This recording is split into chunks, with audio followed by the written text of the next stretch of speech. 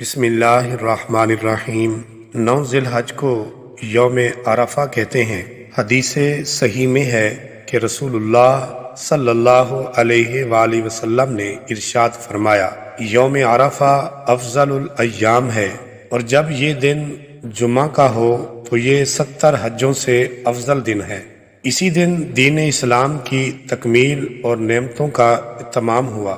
قرآن مجید کی آخری آیت اسی دن نازل ہوئی۔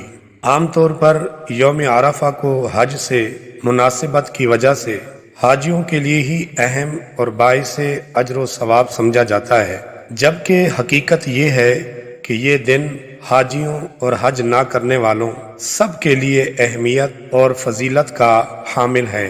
یوم عرفہ دعا اور مناجات کا دن ہے۔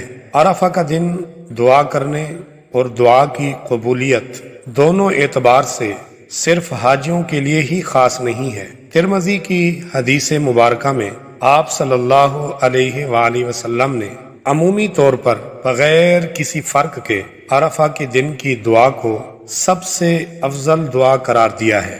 عن عمرو بن شعیب عن ابیہ عن جدہ ان النبی صلی اللہ علیہ وآلہ وسلم قال خیر الدعاء دعاء یوم عرفۃ وخیر ما قلت انا والنبیون من قبلی لا الہ الا اللہ وحدہ لا شریک لہ لہ الملک ولہ الحمد وہو علی کل شیء قدیر۔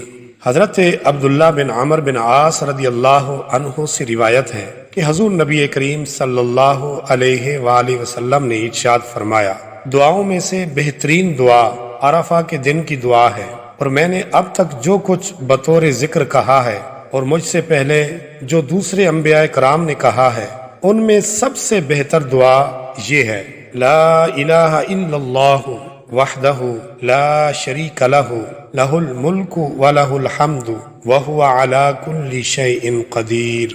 رسول اللہ صلی اللہ علیہ وآلہ وسلم نے ارشاد فرمایا، اللہ تعالیٰ اس شخص کو سرسبز و شاداب رکھے جو ہم سے کوئی حدیث سنے پھر اسے ویسے ہی آگے پہنچا دے جیسے اس نے سنی ہو۔